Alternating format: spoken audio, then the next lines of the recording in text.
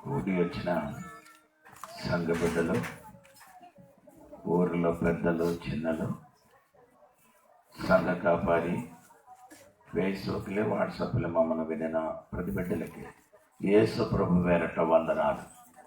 ఈ రాత్రి దేవుడు మమ్మల్ని అందరూ దీవించిన కాక. ప్రకటన గ్రంథము 6వ అధ్యాయము, దాంట్లో 6, 7, 8 వాక్యం చదివి ఈ రాత్రి దేవుని వాక్యం నుండి చెప్తున్నారు. ప్రకటన గ్రంథము 6వ అధ్యాయము 7, 8 వాక్యం. ఆయన 4వ ముద్ర విప్పినప్పుడు రమ్ము అని 4వ జీవి చెప్పుట వింటిని.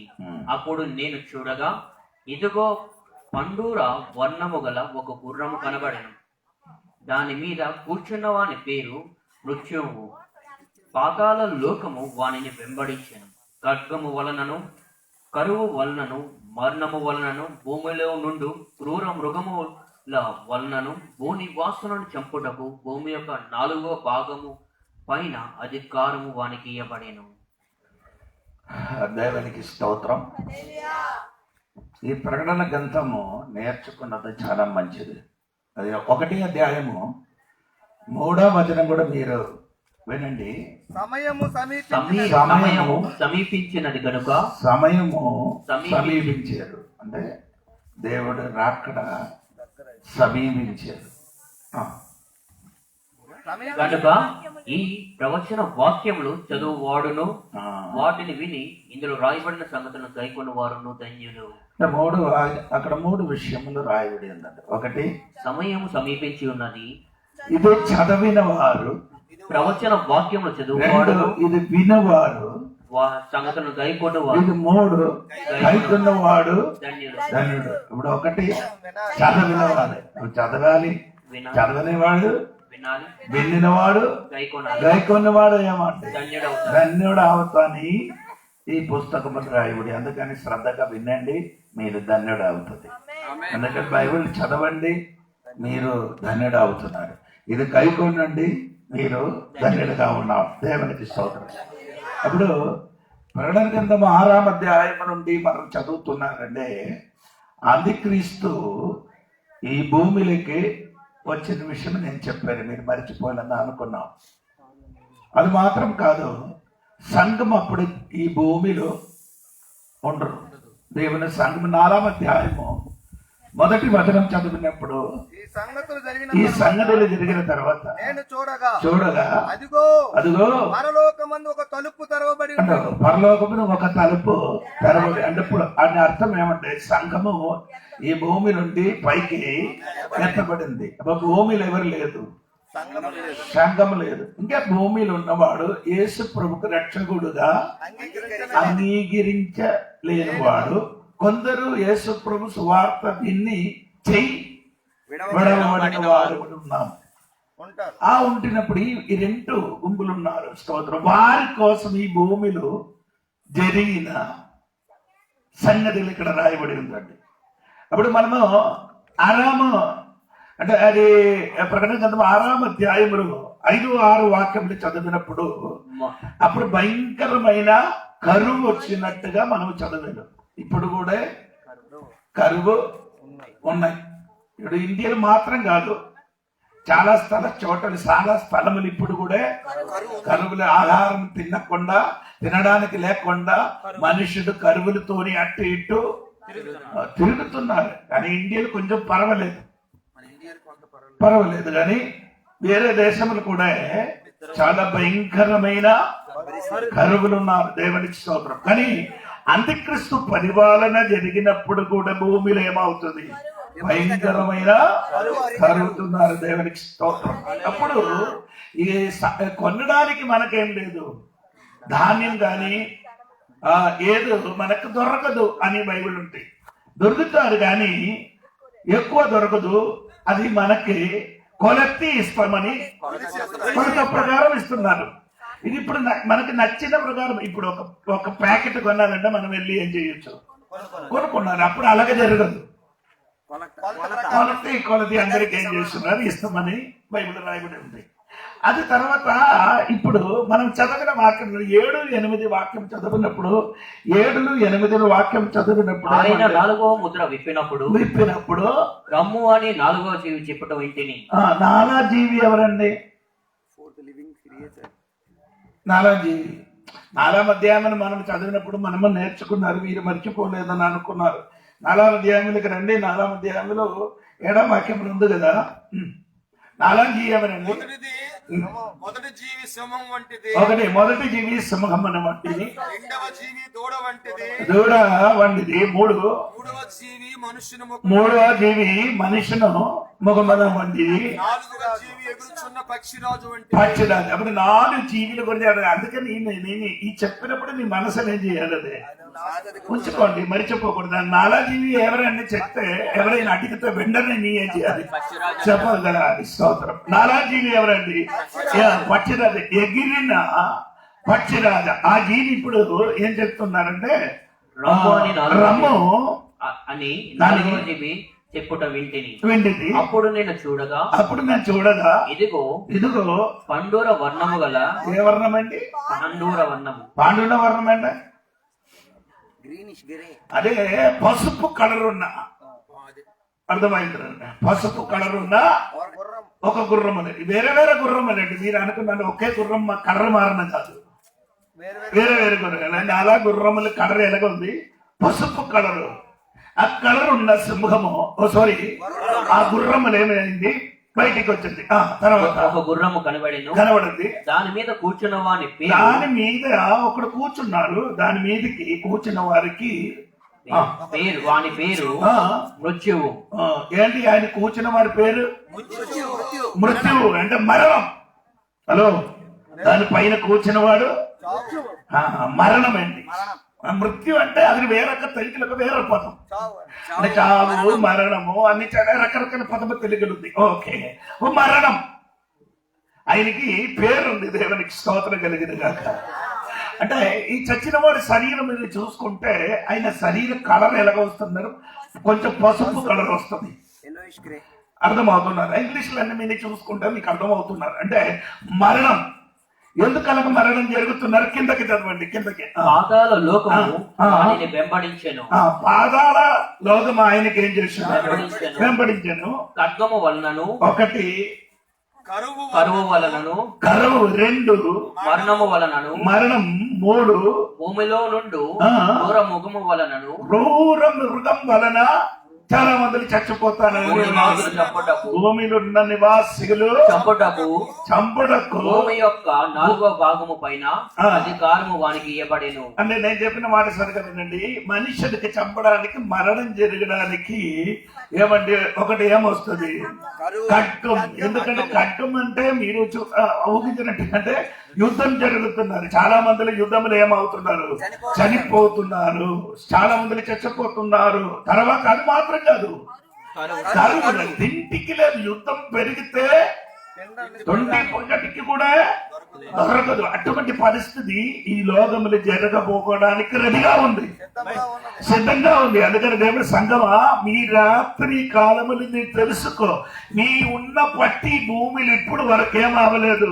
భయంకరమైన యుద్ధము జరగలేదు. యుద్ధం అక్కడ ఇక్కడ చిన్నది జరుగుతున్నది. విశ్వయుద్ధం అని ఇప్పుడు ఎన్ని జరిగిందండి? 2 పెద్ద విశ్వయుద్ధం జరిగింది. ఇంకా 3వది ఒకటి ఉంటినట్టుగా బైబిల్ చెప్పుతున్నారు. ఆ ప్రపంచ యుద్ధము 3వది ఇప్పుడు జరగదు. ఎందుకంటే బైబిల్లో ప్రకటన గ్రంథంలో రాయబడి ఉందండి. అప్పుడు 3వ యుద్ధం జరగాలంటే ఈ భూమి నుండి దేవుని సంఘమే చేయాలి. దేవుని బిడ్డలు పరలోకములకి ఎత్తబడితే ఈ భూమిలో అప్పటి నుండి ఏం జరగబోతున్న భయంకర యుద్ధం జరగడానికి రెడీగా ఉంది. ఇప్పుడు ఖడ్గం వచ్చింది, కరువు వచ్చింది, మరణం అని. అటవీ నుండి జంతువులు బయటికి వస్తుందని దేవుడు వాక్యములు సెలవిస్తున్నారండి. దేవునికి స్తోత్రం. సాధారణ మృగం కాదండి, భయంకరమైన మృగం బయటికి వస్తామని బైబిల్లో అడవిడిందండి. అంటే ఈ జీవి ఏం చేస్తున్నారు? పిలుస్తున్నారు. రమ్ము అని ఆ జీవి పిలుస్తున్నారు. అంటే ప్రతి జీవికి ఒక్కొక్క పని ఉంది. కొందరికి ఏమంటే పని చేయడానికి ఇష్టం లేదు, కానీ ఈ జీవికి ఒక్కొక్కడికి ఏముంది, పని ఉంది. అదే విధంగా సంకల్పమున్న దేవుని బిడ్డలకు కూడా ఏముంది, ఒక పని ఉంది. అంటే మన శరీరములు ఉన్న అవయవాలకి ఏముంది, ఒక పని ఉంది కదా. కన్ను పని చేయాలి, నోటు పని చేయాలి, కాలు పని చేయాలి, చెయ్యి పని చేయాలి, హార్ట్ పని. ఇదన్నీ కరెక్ట్ గా జరిగితే మాత్రము మనుషుడు సరిగా బ్రతుకుతుంది, లేకపోతే ప్రౌఢ అవుతుంది. కొందరు కన్ను మాత్రం ఎక్కువ పని, చెవి మాత్రము అది కాదు, అదేదో జబ్బు అండి. కొందరు నోరు మాత్రము పని చేయాలి, చెవి మాత్రం ఇది. ఇదన్నీ కలిసి ఏం చేయాలి అంటే ప్రతి సంఘములున్న ప్రతి బిడ్డలకి ఏముంది, ఒక్కొక్క పని ఉంది. అది నీ చెయ్యాలి, అది చెప్పకుండా తెలుసుకొని నీ ఏం చేయాలి. కానీ ఏం చెప్తే పాస్టర్ గారు చెప్తే మాత్రము మీరే చేసుకున్నారు, అట్లా చేస్తారు. లేకపోతే ఏ పని తెలిసి ఏం చేయాలి అంటే అందరికీ చెప్తుంది. వెనకలు ఒక కన్ను ఉండాలని నా అమ్మ నాన్నకి అప్పుడు చెప్పారండి. కొందరికి ముందుకు మాత్రమే ఉంది, వెనకలు ఏం లేదు. దాన్ని బట్టి ఈ పని అన్ని చేయలేకపోతున్నారు. చూసుకొని ఏం చేయాలి దేవునికి స్తోత్రం కలిగి. అప్పుడు ఈ జీవికి ఒక్కొక్క పని ఉంది. అప్పుడు ఈ జీవి పిలుస్తున్నారు. వాళ్ళ పని ఏమంటే మరణము భూమికి రమ్మని పిలుచుకున్నారు, దేవునికి స్తోత్రం. అప్పుడు పిలిచినప్పుడు ఏమొస్తుందండి, అటవీ నుండి ఎవరు వస్తున్నారు, క్రూర మృగం వస్తున్నారు. ఈ భూమి నుండి స్తోత్రం. అడవి భూమి అని ఏమి చెప్తున్నారు దేవునికి స్తోత్రం. ఇప్పుడు కూడా మనుషులు స్వభావం కూడా ఎలాగా ఉంది, అదే క్రూర మృగము వంటి స్వభావం. అంటే 2 తిమోతి పత్రిక 3వ అధ్యాయము ఆ మొదటి వచనములు మీరు చూడండి. కడవరి దినములు కొందరు 2 తిమోతి 3వ అధ్యాయము మొదటి వచనం. అంత్య దినములలో అపాయకరమైన కాలములు. ఏంటంటే కాలము, అంత్య దినములలో అపాయకరమైన కాలం. అంటే అపాయమైన కాలం అంటే మీరు ఆయన అర్థం అవుతున్నారంటే స్తోత్రం.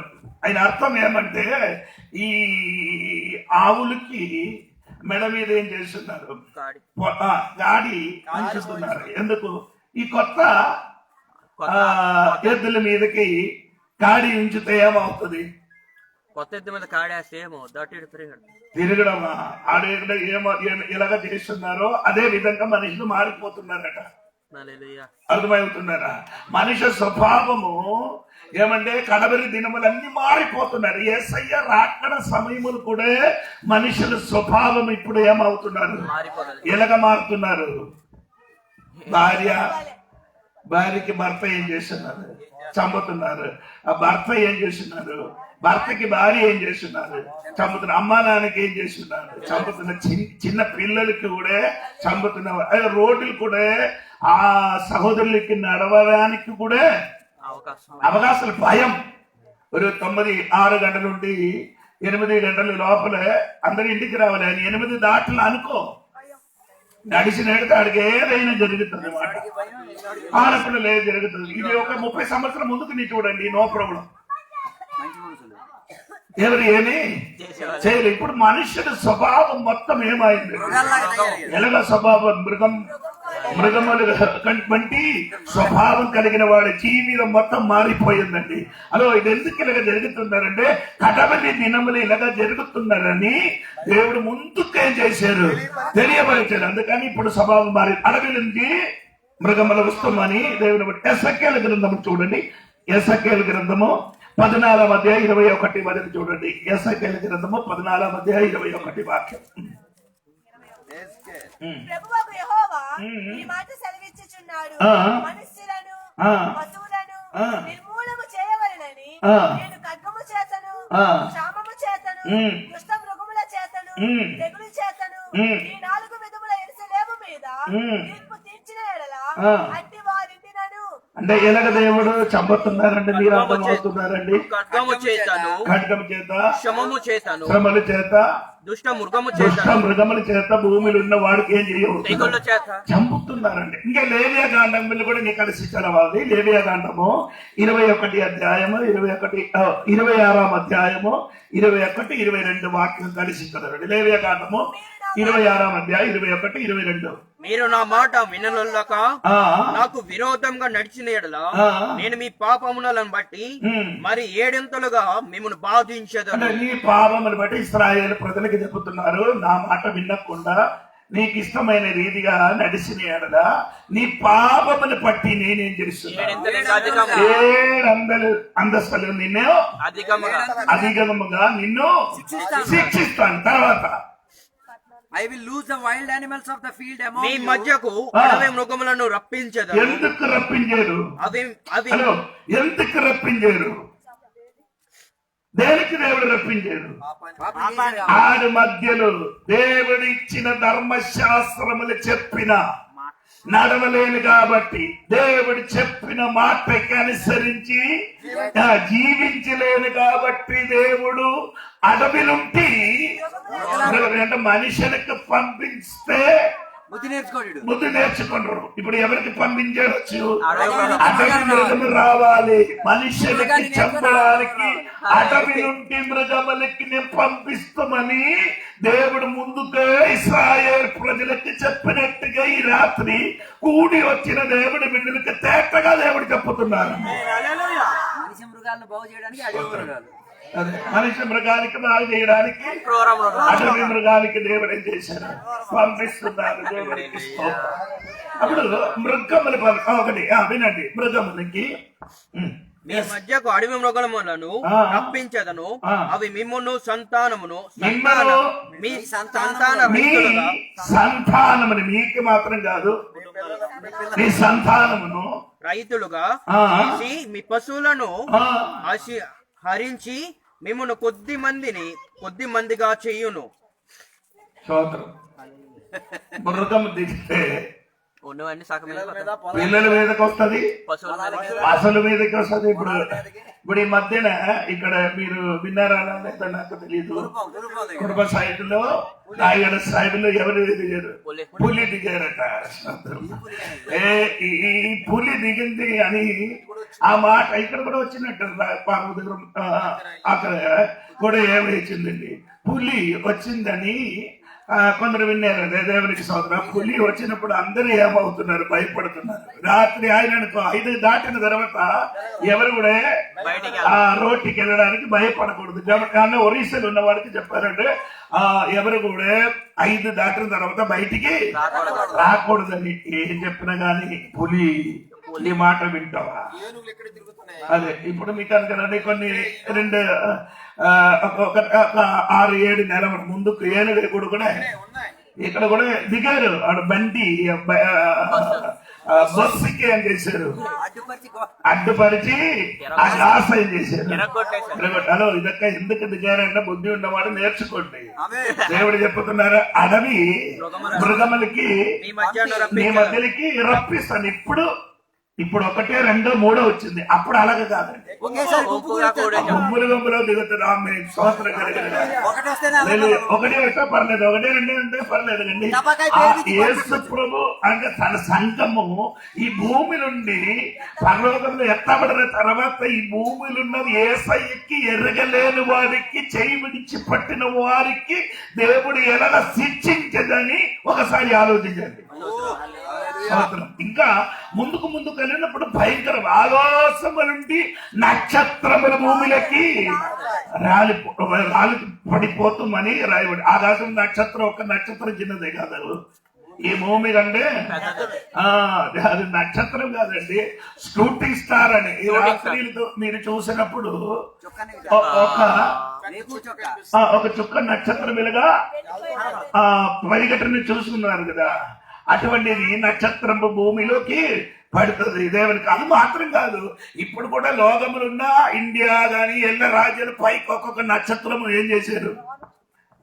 ఉంచారండి. అదే ఉంచినప్పుడు ఒక నక్షత్రం స్కైలాబ్ అంటే మీకు ఎంతమందికి అర్థమవుతుందో? స్కైలాబ్ పడింది మీకు కొందరికి దర్శనం న్యూస్ చూడరాలు హే, సినిమాలు తెలుసు ఈ సినిమా చూసిన కొందరికి అదే పిచ్చి. ఏ పిచ్చి రెబల్ స్టార్ అంటే ఎన్ని చెప్పిన కానీ షూటింగ్ స్టార్ అంటే తెలియదు షూటింగ్ సార్ సినిమా అంటే పవన్ కళ్యాణ్ అంటే వెంటనే తెలిసిపో. పవర్ స్టార్ అంటే వాళ్ళకి తెలుసు చిరంజీవి గారి గురించి చెప్తున్నాడు. అంటే సినిమా అంటే సినిమా మనం చూడకూడదండి. యేసప్రభు కాలంలో శిష్యులు ఉన్నారు, ఎవరెవరైనా సినిమా చూసారు. అప్పుడు మీరు అప్పుడు సినిమా లేదు కదా, నాటకం ఉందా ఇంకా అప్పుడు ఇది తిరిగి హలో, చేసిందా? అందరు ఎక్కడ ఉన్నారు, ఎక్కడ ఉన్నారు ఏమో హల్లెలూయా. ఎన్ని చెప్పినా కానీ థియేటర్ కాడ చూడండి ఇంటి కాడ చూడండి ఇంటికి థియేటర్ ఉంది కదా. ఇదన్నీ చూస్తున్న తర్వాత హలో నేనే ఇదే పోనండి, అది నా విషయం కాదు. పో, దేవునికి సోదరం కలిగిన కదా. భూమికి ఏమవుతున్నారండి, భూముల మృగాలు దేవుడు పంపిస్తామని దేవుడు వాక్యం చెప్పుతున్నారండి. ఎప్పుడంటే ఇప్పుడు కూడా దిగుతున్నారు. అప్పుడు భయంకరం అవుతుంది. ఎప్పుడు సంఘం ఎత్తబడిన తర్వాత 7 సంవత్సరములు భూమిలో ఏం జరుగుతున్న మహాశ్రమలు కలిగినప్పుడు, మహాశ్రమ కలిగినప్పుడు భూమిలో క్రూర మృగములు ఎక్కడి నుంచి వస్తుంది, గుంపుగా భూమిలోకి వస్తుంది. దేవునికి స్తోత్రం కలుగును. ఇప్పుడు మీరు మన పార్వతీపురంలో టౌన్ లోనికి గుంపులు ఏనుగులు పులి అన్ని దిగిన ఏటిస్తుంది. ఏమొస్తుంది అంటే మీరు ఊహించండి. దేవునికి స్తోత్రం. ఆమేన్. అంత భయంతోని మనుషులు బ్రతుకుతున్నారు. దేవునికి ఎవరు ఏం చేయలేకపోతున్నారండి. దేవునికి స్తోత్రం కలిగిన కాక. అప్పుడు దేవునికి స్తోత్రము. ఇక్కడ మనము చదివినది దేవునికి స్తోత్రము 5వ అలా 4వ ముద్ర, 4వ ముద్ర విప్పబడినప్పుడు వస్తున్నారు. ఇక్కడ అడవి నుండి మృగములు వస్తున్నారు. తర్వాత ఖడ్గం, 3 ఏమవుతున్నారండి, ఖడ్గము ద్వారా చంపబడును మరణం. స్తోత్రం. అది మీరంటే అది ఒకసారి కూడా చదవాలి. ఖడ్గము వలనను కరువు వలనను మరణము వలనను భూమిలో నుండి క్రూర మృగము వలనను భయంకరమైన వ్యాధి అది ఉందా, ప్లేగ్. భయంకరమైన తెలిగిన పదం లేదని అనుకున్నాను. మరణమని ఉంది. అది మరణం కాదండి, అది ముందుకు అది మరణం పైకి ఉంది. ఇక్కడ ఏమంటే ప్లేగ్. ఇంగ్లీష్ ఏముంది, మూల భాషలో ఉన్న తెగుళ్ళు. ప్లేగ్ అంటే మీకు అర్థమవుతుంది. తెగుళ్ళు స్తోత్రం. భయంకరమైన తెగులు వస్తుంది. హలో, నీకు అర్థమవుతున్నారు. ఇశ్రాయేల్ ఐగుప్తు దేశం నుండినప్పుడు 10 విధములున్న తెగులు వచ్చింది. దేవునికి స్తోత్రం. ఎటువంటి తెగులు వచ్చినాయి మీకు అర్థమవుతున్నారు లేదా నాకు తెలియదు. నీళ్ళేమైంది, రక్తముగా మారింది. అది మాత్రం కాదు, రక్తం ఎక్కడికి వెళ్తే నీళ్లు తాగడానికి వెళ్తే మొత్తం ఏమైంది, రక్తం మారింది. దేవునికి అది మాత్రం కాదు, ఆ ఇంటింటికి దేశం మొత్తం కప్పలు ఏమైందండి. అది దేవత అండి. ఏది కప్ప. ఆ దేవత బయటికి వచ్చిందన్నమాట. దేవునికి స్తోత్రం. అప్పుడు ఆ కప్ప వచ్చినప్పుడు ఏమంటే పరవలు పడుకునే చోటలు కూడా ఏమంది వచ్చింది. ఆ టిఫిన్ పైన ఎవరు కూర్చున్నారు. ఎక్కడికి వెళ్తే ఆ కప్పలే కప్పలు. అప్పుడు ఎవరికి బతుకుతున్నది, మోసే. అయ్యారు రండి కప్పలన్నీ తీయండి, వీరికి వరకు ప్రార్థన చేయవండి, మన విశ్వాసులు ఇవ్వండి వారండి. అవసరానికి కప్పలు నిండిపోతే జ్వరం పోవాలంటే, కప్పలు పోవాలంటే ప్రార్థన పోవాలంటే, అది కడుపు నొప్పి పోవాలంటే, సమస్యలు పోవాలంటే ప్రార్థన. ఇది తర్వాత పర్వనే. పర్వనే ఎలా ఉంది, హృదయం ఏమైంది. చాలా మందికి ఎప్పుడు విడుదల కావాలి, ఈ తెగ నుండి విడుదల కావాలి. విడుదల పొందాలని అప్పుడే అన్ని పాస్టర్కి పోనే, సతీష్ కుమార్ దగ్గరికి పోనే, ప్రభా గారికి పోయి, జోని పాస్టర్ దగ్గరికి, రాయగడ తెలిసిన వాడికి అందరూ ప్రవీణ్ కుమార్ దగ్గరికి పాస్టర్ గారు చెబుతున్నారు. అది మీకు అలవాటు ఉన్నా కాబట్టి నాకు దేవుడు తప్ప ఎవరి దగ్గరికి నేనే చేయను. స్తోత్రం. ప్రార్థనకే దేవుడికి చెప్తుందన్నమాట. దేవునికి స్తోత్రం కలిగి చెప్పిన తప్పు కాదు. ఎవరికి ప్రార్థన చేయమని చెప్పినది తప్పు కాదు, కానీ అవసరమును బట్టి ప్రార్థన చేయనది తప్పు. అవసరాన్ని బట్టి చేయించుకున్నది ఉపయోగించుకోవడం తప్పు. అదప్పు. నేను ఎల్లప్పుడూ నీ ప్రార్థన చేయండి, దేవునికి స్తోత్రం కలగాలి. ఇప్పుడు తెగులు వచ్చినప్పుడు ఈయన ఏం చేస్తున్నారు? అప్పుడు ఎవరికి వెతుకుతున్నది? అరుణయ్య గారు, మోసయ్య గారు రావాలి. తెగులు పోయిన అనుకో, అవరనొద్దు, ఆ దేవుడు నా ఇష్టం అన్నాడు. అలాగ అడుగుతున్నారు. దేవునికి స్తోత్రం. ఇప్పుడు మాట్లాడుతుండే అప్పుడు భయంకరమైన శ్రమలు కలిగిన చాలా మంది మరణం చంపుతుంది. ఎందుకలా చంపుతున్నారండి? 2 సాక్షులు వచ్చి సువార్త ప్రకటిస్తుంది. అన్న తర్వాత చెప్తున్నారండి, 2 సాక్షులు వచ్చి ఏం చేస్తున్నారు? సువార్త ప్రకటించినప్పుడు ఈ వాక్యం వినిన చాలా మంది ఏమవుతున్నారు? రక్షింపబడుతున్నారు. వారికి ఏం చేస్తున్నారు? వారికి మాత్రం కాదు, అందరికి చంపుతారు. దేవునికి స్తోత్రం కలిగిన అడవి జంతు వచ్చినప్పుడు ఇది మారమనిషి పొందలేదు, క్రిస్టియనా, హిందువా, ముస్లిమా అడిగే ఏదైనా తేడా తెలుసా? అది ఇక్కడ ఉన్న మృగం అన్ని అదే చూసుకున్నారు.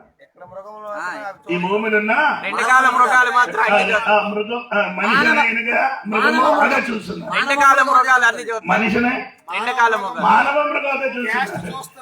కాస్తే ఇదన్నీ చూడు. అవును అవును. ఈ కాస్టర్ వింటుండే మా ఊరు కేరళ అలాగంటే సోదర కలిగిన ప్రియులారా, ఇదన్నీ మనుషులు చూస్తున్నారు. ఆడ గురించి వచ్చిన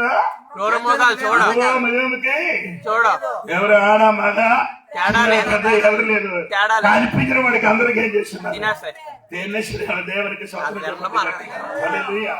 అందుకని దేవుని వాడి దేవునికి స్తోత్రం కలిగిన కాక. ఓకే, నేను మన ముందుకు వెళ్తున్నారు. దేవునికి స్తోత్రం. చాలా మంది మంచి చనిపోతారు. ఇంకా 9, 10, 11 వాక్యం చూడండి. 9, 10, 11 వాక్యం చూడండి. ఆయన 5వ ముద్రను విప్పినప్పుడు దేవుని వాక్యము నిమిత్తమును తాము ఇచ్చిన సాక్ష్యము నిమిత్తమును వధింపబడిన వారి ఆత్మలను బలిపీఠము కింద చూచితిని. వారు నాదా సత్యస్వరూపి పరిశుద్ధుడా, ఎందాక తీర్పు తీర్చకయు మా రక్తము నిమిత్తము భూనివాసులకు ప్రతిదండన చేయకయు ఉందువని బిగ్గరుగా కేకలు వేసిరి. ఓకే, ఇంకేంటి? 5వ ముద్ర విప్పినప్పుడు ఇప్పుడే ఎవరు బయటికి రాలేదు, మృగం రాలేదు, జీవి లేదు. ఉందా? మృగం లేదు, జీవి లేదు. స్తోత్రం. ఇక్కడ దేవునికి స్తోత్రం కలిగిన గాక. ఇక్కడ నశించిన ఇక్కడ ఉన్న వాడికి చంపడానికి అధికారం దేవుని వశం మాత్రం ఉందండి. ఇక్కడ ఉన్న ఎవరికి మనిషినికి చంపడానికి ఉన్న అధికారం ఉన్నవాడు దేవుడు మాత్రం. విలాపము 3వ అధ్యాయం చూడండి. 3వ అధ్యాయము విలాప వాక్యం 3వ అధ్యాయము 37వ వాక్యం చూడండి. 37వ వాక్యం 3:37 విలాప వాక్యాలు ఎక్కడ ఉందో మీకు తెలియదు. ఇప్పుడు ముందు ఒకటి చూడండి. ఆదికాండం దగ్గరికి వెళ్తుంది. ఎస్కేలు, యెషయా, యెరెమయా తర్వాత విలాప వాక్యము 3:37. ప్రభువు సెలవిచ్చే సెలవు లేనిది మాట ఇచ్చి నెరవేర్చగల వాడెవడు? అంతేనా? ఒకసారి కూడా ప్రభు సెలవు లేనిది మాట ఇచ్చి నెరవేర్చగలవాడు. అంటే ప్రభు సెలవు ఇవ్వలేకపోతే ఏమి నీకు అర్థమైందా? నీ జీవితంలో నా జీవితంలో ఏదైనా జరగాలంటే దేవుడు ఏం చేయాలి? సెలవు ఇవ్వాలి. హలో, దేవుడు తెలియకుండా, దేవుడు చెప్పకుండా దేవుని బిడ్డలకి ఏమి జరగదండి. అర్థమైందండి? ఎవరికి జరగదు? దేవుని పిల్లలకి. నేను ఒకసారి కూడా చెప్తున్నాను, దేవుని పిల్లలకి దేవుడు సెలవకుండా చెప్పకుండా ఏమి మనకు స్తోత్రం. అందుకే నీ జీవితంలో జరిగిన మొత్తం దేవుడు సెలవు మీద జరుగుతున్నాయి. ఎంతమంది నమ్ముతున్నారు నాకు తెలియదు. దేవుడు పిల్లలకి దేవుడు సెలవు మీద జరిగిన కాబట్టి వారు నిరాశపడరు. దేవుని పిల్లలకి కాని వారు ఏమవుతున్నారు? ఆరే నిరాశ అవుతారు. దేవుడు ఎందుకు వెళ్ళిపోవడం, దేవుని విడిచిపెట్టి వెళ్ళిపోవడం. చర్చకి వెళ్ళరు, ప్రార్థన చేయడు, ఏం చేయడు. అదే అయితే నేను ఎన్ని చెయ్యాలి? నేను కూడా అలాగే చేయాలి కదా. నాకు జరిగినది నా కుటుంబంలో జరిగిన దేవుడు సెలవిచ్చారు. దేవుని చిత్త ప్రకారం సెలవు కాబట్టి అంటే దేవుడు చెప్పిన కాబట్టి తన ఆజ్ఞ ప్రకారం సెలవు అంటే నీకు అర్థం కాదు. దేవుడు చెప్పిన కాబట్టి జరిగింది. నా ఇంటిలో మరణం జరిగింది. చెప్పలేకపోతే నా మరణం. ఆమేన్. స్తోత్రం. అవును కదా, యోబు గ్రంథములు జీవితంలో జరిగినప్పుడు యోబుకి సాతాను వచ్చి ప్రశ్న అడిగారు, దేవో నాకు అవకాశం అవశ్యం వస్తాను. అప్పుడు దేవుడు ఏం చెప్పారు? ఓకే, తన సెలవు మీద జరిగింది. సెలవు ఇది. దేవుడు చెప్పిన ప్రకారంగా యోబు ఇంటిలో సమస్య జరిగింది. దేవునికి స్తోత్రం. ఈ రాత్రి దేవుని బిడ్డలు సంతోషంతో దేవునికి చెప్పండి, అయ్యా దేవా, నా ఇంటిలో, నా కుటుంబంలో, నా జీవితంలో జరిగిన అన్ని దేవుడు చెప్పినగా పెట్టి జరుగుతున్నది. లేకపోతే జరగదు. తరం జరగదు. అంటే ఇప్పుడు ఇది జరగడానికి కారణం దేవుడు చెప్పారు. ఎవరికి? ఈ భూమిలో ఉన్న మనుషుల మీదకి ఇలాగా జరగాలని దేవుడు ఏం చేశారు? చెప్పారు, సెలవిచ్చారు. దాన్ని బట్టి ఏమవుతున్నాయి, ఇలాగా జరుగుతున్నారు. దేవునికి స్తోత్రం. అప్పుడు నేను చెప్పుకొని వచ్చిన మాట దేవునికి స్తోత్రం కలిగిన కాక.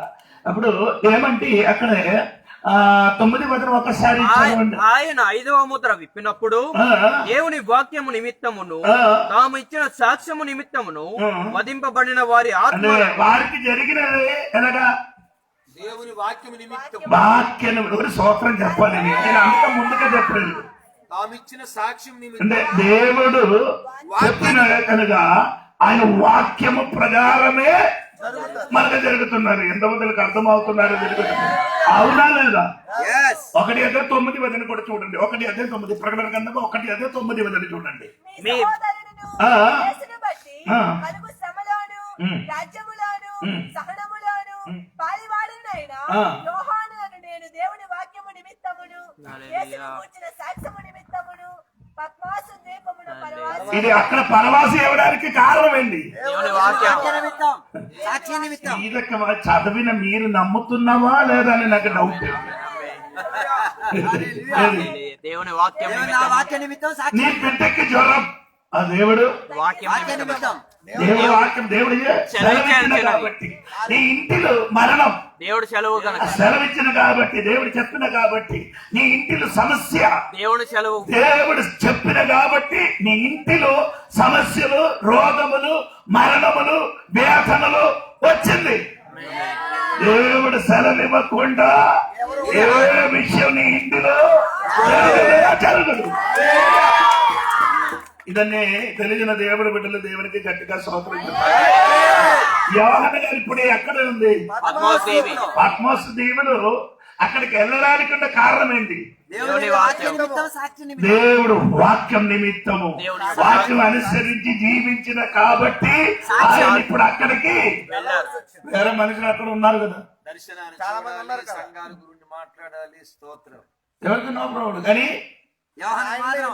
ఆయనకే పట్టుకున్నారండి. దేవునికి స్తోత్రం కలుగుతుంది. ఇప్పుడు సంగమా ఇక్కడ చెప్పుతున్నారంటే ఇది చావికి కారణం. ఇక్కడ ఉన్నవాడు చావికి కారణము దేవుని వాక్యమును బట్టి. ఆ సాక్ష్య నిమిత్తము మన జీవితంలో ఏదో జరుగుతున్నది భయపడకూడండి. దేవునికి స్తోత్రం చెప్పండి. దేవా, నీ ఎరగకుండా నాకేమి బైబిల్ మత్తయి సువార్తలకు వాక్యం ఉందండి. నీ తల నుండి ఒక్క వెంట్రుక నాలినా దేవునికి తెలియదు. పడిపో దేవుని ఆజ్ఞలు ఏంటంటే తల వెంట్రుకలు కూడా రాలకుండా. తల పెట్టుకోవడానికి హలో, ఆయన అర్థం నీకు అర్థమైనా? అలా అంటే కరెక్ట్ గా దేవుడు చూసుకున్నారట. అప్పుడు నీకు జరిగిన చిన్న విషయం కూడా దేవుడికి తెలుసు. దేవుడు తెలుసట. అమ్మా, నీకు అర్థం అవ్వలేదు. ఇప్పటికి ప్రార్థనకి వచ్చి నువ్వు ముందుకు నీ ఏం చేసి తల ఏం చేసి కొనుక్కున్నా. ఎంత పడిందంటే నేను చూసారా? చూడలే. ఎన్ని ఎంట్రుకలు పడిందని చూడలేదు. నేను కూడా చూడలేదు. సోదరు ఎవరు చూడరు. ఇది మొత్తం ఎవరు చూసుకున్నాను? ఎంత మంచి దేవుడు అయ్యా. స్తోత్రం. ఒక చిన్న విషయం కూడా దేవుడు ఎరిగి ఉన్నాడు. నీ తల వెంట్రుకలు పడిపోయినది కూడా దేవుడు. అలాగే అయితే నీ జ్వరం నీ దేవునికి తెలియదా? నీ సమస్య తెలియదా? నీ అప్పుల బాధలు తెలియదా? నీ వేదన తెలియదా? నీ హృదయం కన్నీరు చూడలేదా? ఎరిగినా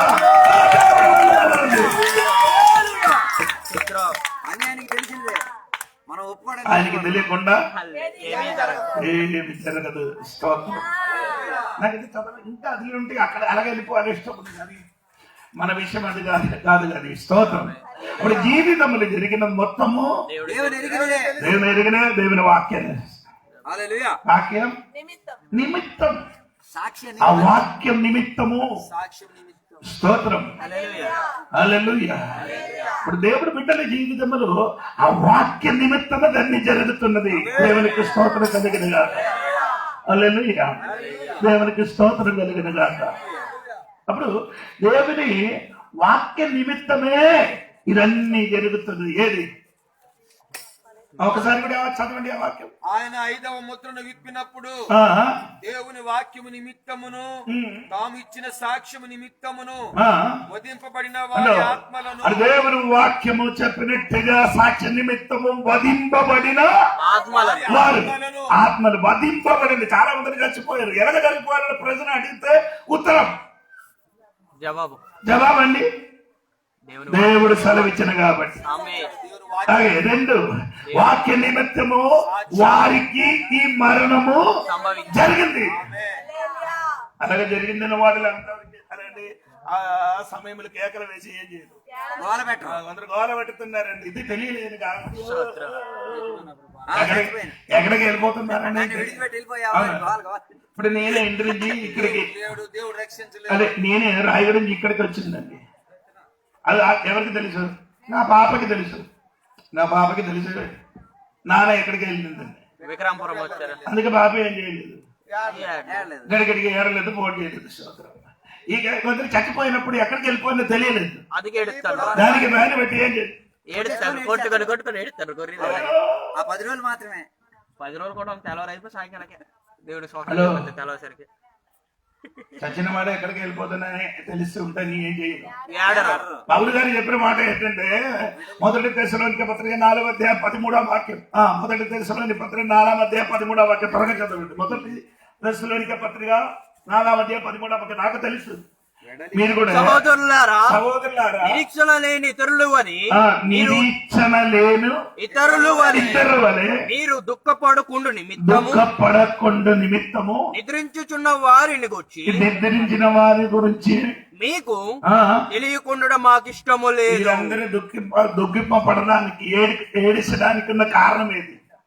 వాళ్ళు పడుకున్నా ఇన్ఫర్మేషన్ లేదు వాళ్ళ దగ్గర. దేవుడు తెలియదు కాబట్టి. మరణం గురించి నిరీక్షణ ఇన్ఫర్మేషన్ అదే మరణించిన వారి గురించి వారికి ఒకసారి సహోదరులారా, ఆ, నిరీక్షణ లేని ఇతరులు వలె ఉమ్. మీరు దుఃఖింపకుండు నిమిత్తము ఉమ్, నిద్రించుచున్న వారిని గూర్చి మీకు తెలియకుండా మాకు ఇష్టము లేదు. మరణించిన వారి చనిపోయిన వారి గురించి నీకు నిరీక్షణ తెలియలేదు. తెలియకుండా నిమిత్తము మరణించిన వారి గురించి నీకు తెలియలేదు కాబట్టి తెలియలేదు కాబట్టి మీరు ప్రేమ చేస్తున్నారు. ఏడుస్తున్నారు. తెలిసిన వాడు ఏం చేయను. మామూలుగా ఉంటాడు. సుఖంగా ఇంటికి పంపించేస్తారు. సోదరం, హల్లెలూయా. ఏడుపు వస్తుంది, 2 కన్నీరు వస్తుంది, కానీ ఎక్కువ రాదు. ఎక్కువ రాకూడదు. కేకలు ఏమి ఉండరు. దేవుడికి చూడడం చెప్తున్నారు. హల్లెలూయా. లేదు ఇంకా కొందరు ఏం చేస్తున్నారు. హల్లెలూయా. మరి ఆపు. దేవుడు రక్షించలేదు. దేవుడు లేదు, రక్షించలేదు. ఎందుకు? సమయం అయిందిరా. వాడి సమయం అయిపోయింది. ఓ సోదరం చెప్పలేదు. యోబు గ్రంథములకి రండి. యోబు గ్రంథము 14వ అధ్యాయములు కదా, 14వ అధ్యాయం 4వ వాక్యం చూడండి. 14:4. పాప సహితునిలో నుండి ఉమ్. పాప రహితుడు పుట్టగలిగిన యోబు గ్రంథము 14:4వ వాక్యం. ఎస్ పాప సహితునిలో నుండి ఆ. పాప రహితుడు పుట్టగలిగిన ఎంత మేలు. అలాగున ఎవడును పుట్టనేరడు. అదే నరుల ఆయుష్కాలము అది 45. నరుల ఆయుష్కాలము ఆ. పరిమితి కలది. ఆ. వారి నెలల సంఖ్య ఆ. మీకు తెలిసే ఉన్నది. ఎవరికి దేవునికి ఎవరికి దేవునికి తెలుసు. ఏంటి తెలుసు? నరుల ఆయుష్కాలము ఆయుష్కాలం సంఖ్య.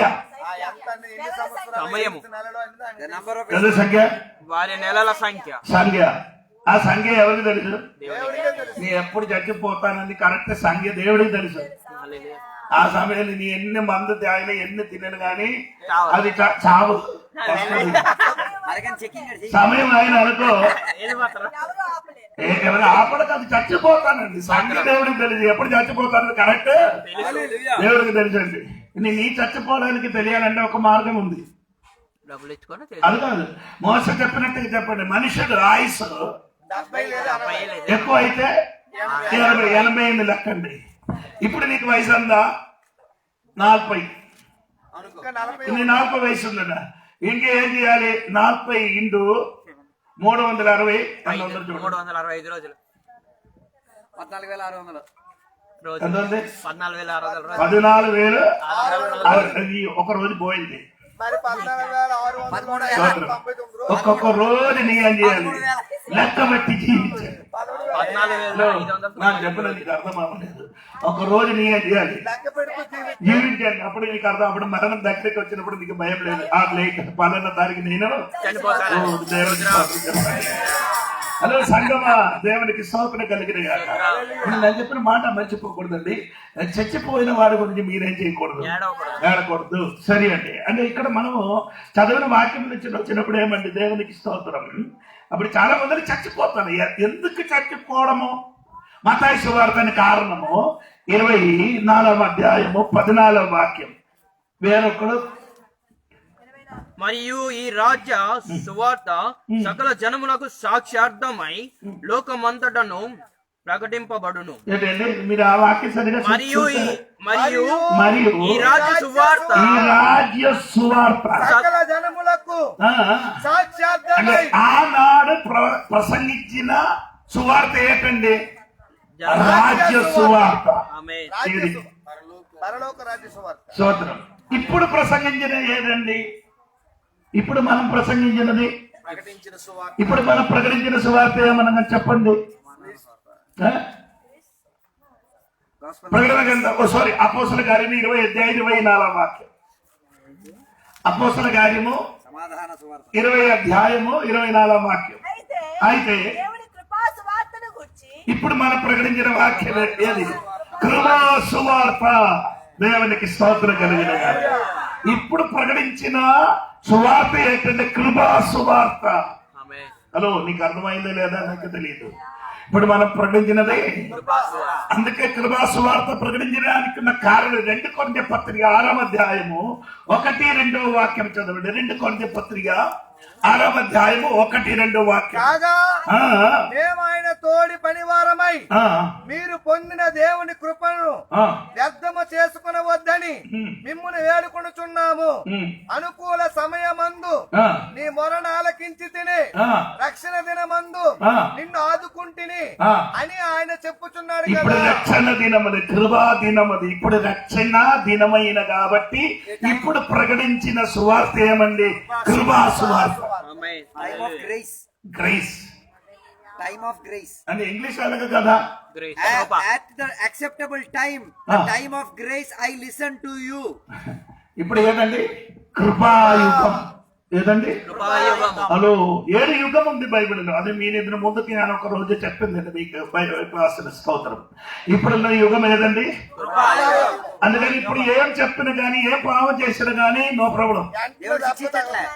అదే చేయమని చెప్పలేదు. అందుకని తర్వాత చెప్తాను. అప్పుడే అది ఇప్పుడు కొంచెం తర్వాత చెప్తాను స్తోత్రం. హల్లెలూయా. ఇప్పుడు నీ ఏం చేయొచ్చు. అందుకే కొందరు అనుకుని నీ చేశారు కదా, నీకు ఏం ఆగలేదు, ఏం జరగలేదు. దేవుని ఏం కృప. జరగలేదు, నాకేం దేవుడు దేవుని కృప ఉంది కాబట్టి. సమయం వచ్చిందో వస్తుందరా బాబు. హల్లెలూయా. హలో, చక్కటి ఇది చూడు, హలో, నీకు అర్థం అవ్వలేదు. యూదులు చెప్పారండి, యేసు ప్రభుకి చంపినప్పుడు 6 రెక్కలు నా మీద ఆ, మా మీద పోయిన నా మీద నా తరమ పిల్లల మీద తరతరం. పిల్లల మీదకి వస్తున్న సంగతి ఎప్పుడు చెప్తున్నారు నేను. హల్లెలూయా. అప్పుడు అన్నది ఇప్పుడు పిల్లల వరకు వస్తుంది. వస్తూనే ఉంది అక్కడ స్టార్ట్ అయింది. ఊరికి నేను చెప్పే. అప్పుడు అన్నారు కదా, ఒక మాట నా అన్నారు. మీద నా పిల్లల మీద. వారికి దొరికింది, వారికి కూడా దొరికింది. ఏది ఎవరండి వారికి దొరికిందంటే హిట్లర్ చేశారో మీకు తెలియదు. హిట్లర్ ఎలాగ చేశారు? యూదులకి చంపేశారు. ఎలాగ చంపేశారంటే అంటే శరీరం కోసి మాంసం ఎలాగా వేలాడుతున్నారో అలాగా రోడ్డు పైన ఉన్న చెట్టుని యూదుల శరీరం కోసి వేలాడారు. అది మాత్రం కాదండి, హలో, వారి శరీరం నుండి కొవ్వు తీసి సబ్బు తయారు చేశారు. హలో, ఆ పువ్వు ఆ కొవ్వు మన ఇప్పుడు జరిగినది ఈ పొట్ట మొత్తం ఇది మొత్తం ఏముందండి? మీరు అనుకున్నారు ఇది మంచిదాన్ని, ఇది మొత్తం లోపల మొత్తం ఏముంది? కొవ్వు. ఇది తీసి అది ఏం చేశారు? సబ్బుగా తయారు చేసి అది మాత్రం 60,000 మనుషుడికి గ్యాస్ ఛాంబర్ చంపిస్తారు. గ్యాస్ ఛాంబర్ అక్కడ లోపల ఏముందంటే ఆక్సిజన్ లేదు. దాని లోపల ఆక్సిజన్ లేకుండా వీళ్ళందరూ ఏమైంది? ఉత్తరం వారి చెయ్యిన తప్పికి పిల్లల మీద అది బైబిల్ కూడా అలాగే చెప్పుతున్నాడండి. బైబిల్ ఉంది కదా, నరకమ్మగాండ 20 అధ్యాయములకి రండి. 20 అధ్యాయములు ఉంది కదా, మీరు కూడా చూడండి, నేను కూడా చూసుకున్నాను. సందర్భంలో వచ్చిన కాబట్టి నేను అది చెప్పాను. స్తోత్రం, దేవునికి స్తోత్రం కలిగిన అంటే అది 5వ వాక్యం 5. దేవుడు నాయన యెహోవానగు నేను దోషము గల దేవుడను. నన్ను ద్వేషించు వారి విషయములో 3-4 తరముల వరకు తండ్రుల దోషమును కుమారుల మీదకి రప్పించుచు. ఎవరి దోషం? తండ్రుల దోషం ఈ పిల్లలు అనుభవించిన మొత్తం కారణం నువ్వే. మీ పిల్లలు అనుభవించవలసిన పరిస్థితి కారణము నీవే. పిల్లలు అనుభవించిన పరిస్థితి కారణం తల్లిదండ్రి. వాళ్ళు మంచి విత్తనం వేశారు, మరి వాళ్ళు కోతున్నారు. అందరూ ప్రైజ్లోడు లేదు. మా నాన్న మంచి విత్తనం వేశారు, పిల్లలు అది కోతున్నారు. రోజు రోజు ప్రతిదినం మనం ఏం చేసుకున్నారు? విత్తనం వేసుకునే ఉన్నామండి. హలో, ప్రతి దేవుని బిడ్డలు ఏం చేసుకున్నారు? అవును కదా, నేను చెప్తున్నా కాదు, పౌలు గారు చెప్పిన 6వ అధ్యాయములకి గలాతీ పత్రిక 6వ అధ్యాయములకి రండి. 6వ అధ్యాయములకి గలాతీ పత్రిక 6వ అధ్యాయములకి రండి. పౌలు గారు చెప్పిన మాట సరిగా వినండి. 6వ అధ్యాయములో మీరు చదివితే 7-8 వాక్యం చూడండి. 6వ అధ్యాయము 7-8. మోసపోకుడి, దేవుడు వెక్కిరింపబడడు. మనుషుడు ఏమి విత్తునో ఆ పంటనే కొయ్యను. మనుషుడు ఏమి విత్తును ఆ పంటనే కొయ్యును. తర్వాత ఎలాగనగా తన శరీరేచ్ఛను బట్టి బట్టి విత్తువాడు తన శరీరము నుండి క్షయమను పంట కొయ్యును. శరీరేచ్ఛనను అంటే ఒకసారి కూడా వినండి. ఎలాగనగా తన శరీరేచ్ఛను బట్టి శరీర ఇష్టాన్ని బట్టి విత్తువాడు తన శరీరము నుండి క్షయమను పంటను కొయ్యును. అదే శరీరముని జీవించినప్పుడు ఏమేమి ప్రయోగ విత్తనం వేశారో For the one who sows to his flesh will reap from the flesh ruin and destruction. శరీరముతో నువ్వేం విత్తావు? శరీరంతో జీవించినప్పుడు ఏది మాట్లాడింది, ఏది ప్రవర్తించారో, ఏమి చేశారో దానికి తగ్గిన ఫలం నీ శరీరంలోనే కోసుకోవాలి. కొందరు చావరు, కొందరు ఏం చేస్తున్నారు? ఇలాగ ఉంటాం. ఎందుకన్నా తెలీదా? వడ్డీ తీరుతున్నారు. అది శరీరం చేసిన పంట ఏం చేస్తున్నారు? నా తోడుగా ఉందారా లేదా నాకు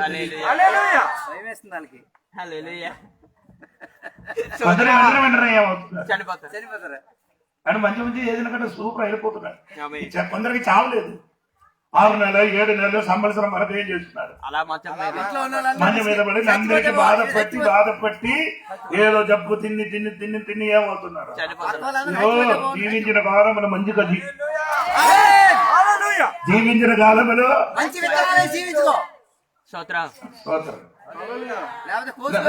పాట పాడండి. తెలుగులో మంచి పాట ఉంది.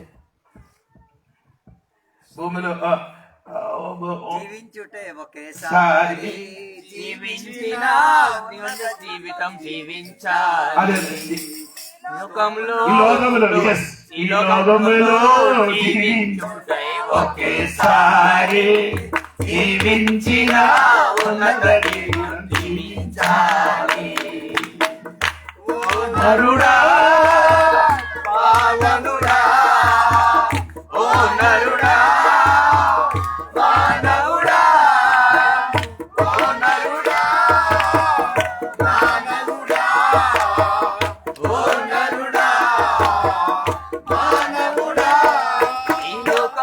హలో, జీవించడం ఒకసారి ఒకసారి మంచిగా జీవించండి, అందరికి మేలు చేయండి. స్తోత్రం. అందరికి మంచిగా చెప్పండి. ఈ అసూయాలు, ద్వేషాలు, మర్యాలు ఇదన్నీ పగపంచీకారాలు, మంచి కోత కోత చిన్న చిన్న పిల్లలు కూడా ఏం చేసింది, పగపంచీకారాలు. పగబెట్టి రాకుండా ముట్టకూడదు, వెళ్ళకూడదు, తొడరదు, తిన్నకూడదు. ఓ ఓ ఓ హల్లెలూయా.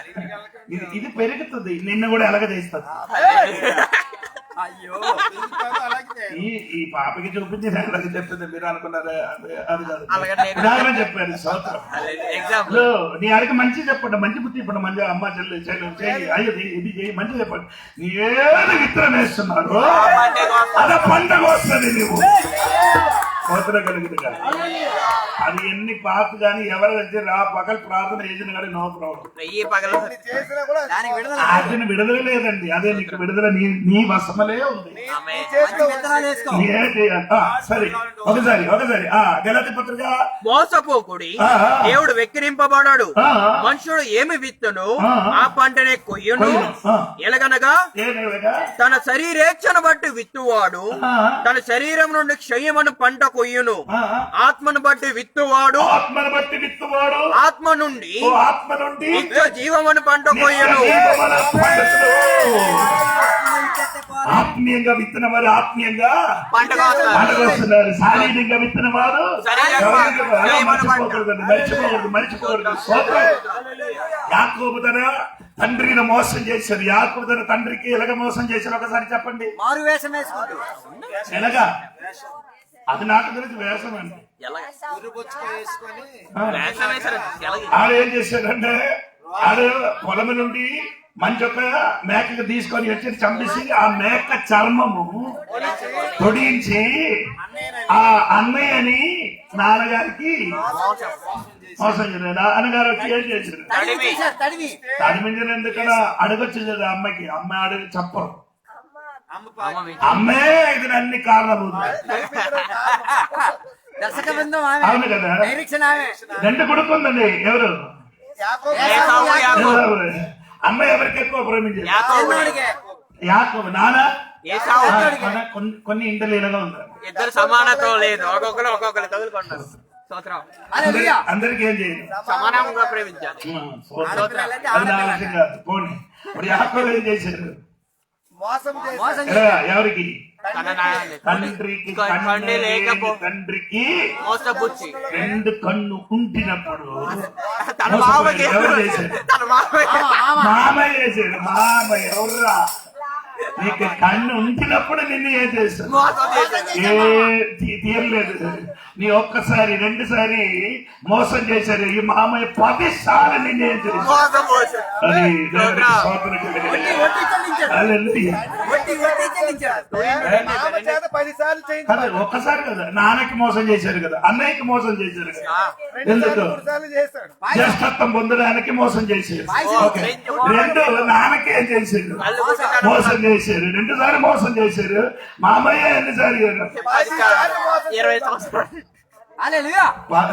100 రూపాయలకి వాటికి డబ్బులు తీసుకుంటే 10 రూపాయల వడ్డీ పడిపోయింది. వడ్డీ పడిపోయింది.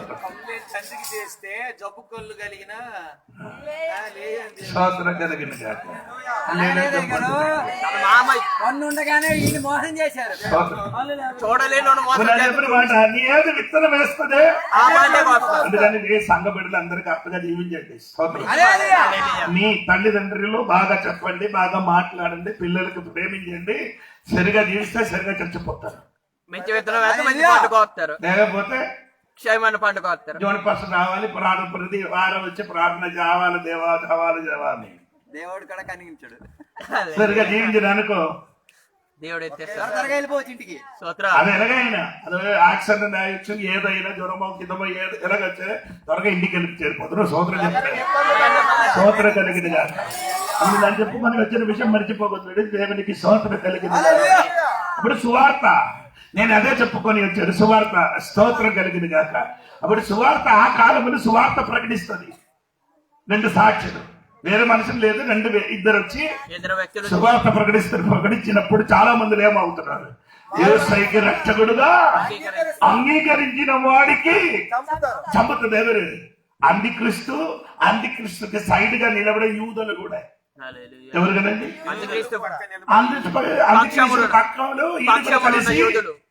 అవును కదా, కొందరు కలగారు. ఇప్పుడు కూడా చేస్తున్నారు కదా స్తోత్ర. ఇలాగా దేవుని బిడ్డలే అన్ని దేవుడి పిల్లలే అన్యులతో కలిసి. వ్యతిరేకత, హల్లెలూయా. దేవుడి కార్యాలకి అడ్డు. స్తోత్ర.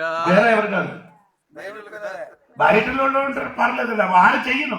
వారు దేవుడు బిడ్డలే దేవుడి బిడ్డలకి ఏం చేయాలి? కిలుకుతుంది. గెలుగుతారు. దేవుడి బిడ్డలు ఏం చేసేది? గెలుగుతారు. ఆ కిలికిన కాబట్టి ఆడలేకపోయారు, లేకపోతే నగరం. హల్లెలూయా. ఆడు తాకుడు నేను ఈ యూదులు ఏం చేస్తున్నారు? దేవుడి పిల్లలండి. యూదులు ఎవరండి? దేవుడి జనాంగం. అరే అంత్యక్రీస్తు సంవత్సరంలో కలిసి పక్షమును ఈ రక్షణ పొందిన దగ్గరికి ఏం చేస్తున్నారు? చంపేస్తున్నారు. ఏం తప్పు చేశారు? ఏం చేయలే. మంచిగా జీవించడానికి మంచిగా జీవించడానికి ప్రయత్నించినప్పుడు వాళ్ళకేం చేశారు? చంపేస్తారు. చంపేయడానికి కోరు. ఆడ ఆ మతం, ఏది మతం? యూదా మతం యూదా మతము. నెత్తికి ఆడికి ఆ పౌరుషం వచ్చిన కాబట్టి దేవుని బిడ్డలకి ఏం చేశారు? మంచి చేసిన వాడిని చంపారు. చంపేశారని దేవుడి వాక్యములు చదువుతున్నారని దేవునికి స్తోత్రం.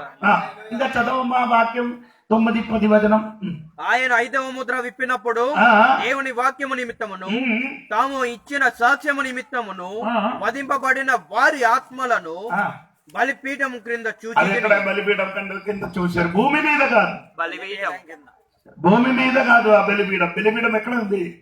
పైన పెట్టినట్టుగా దేవుడి వాక్యం ఉంది. అంటే నరకమకాండము 25 అధ్యాయం 9 వచనం చూడండి. 9 వచనం 25 అధ్యాయం 9 వచనం చూడండి. నేను నీకు కనుపొచ్చు విధముగా మందిరము యొక్క ఆ రూపమును దాని ఉపకరణములన్నిటిని అన్నిటి రూపమును నిర్మింపవలెను. నేను నీకు కనపరచు కనపరిచిన విధముగా మందిరము యొక్క ఏ మందిరం? ప్రత్యక్ష గుడారం. ప్రత్యక్ష గుడారం. అవి దేవుడు కొండ పైన మోసకి ఏం చేశారు? చూపించారు. ఏది? ప్రత్యక్ష గుడారం. ప్రత్యక్ష గుడారములున్న ప్లాన్ ఆ ప్లాన్ మాత్రం కాదు, అది ఉన్న వస్తువులన్నీ దేవుడు చూపించాడు. దేవుడు ఏం చేశారు? చూపించారు. అప్పుడు చూపించినప్పుడు ఇది ఎక్కడ? ప్రత్యక్ష గుడారం భూమిలో కట్టిన మునుపు ఎక్కడ ఉంది? అది పరలోకంలో. పరలోకములు ఉంది. అప్పుడు బలిపీఠం ఉంది, గంగాళం ఉంది, దీపవృక్షం ఉంది. దీప వృక్షం ఉంది. బలివేదిక ఉంది. ఇదన్నీ అక్కడ పరలోకం ఉంది. అది ఎవరికి చూపించారు? మోసేకి దేవుడు. మోసకి చూపించారు. దాని లెక్క మోస ఏం చేశారు? భూమి మీద భూమిలో అంటే ఇక్కడ మీరు చూడండి, అది కూడా కొన్ని వాక్యం చూస్తే మీకు కొన్ని కూడా అర్థం అవుతున్నారు.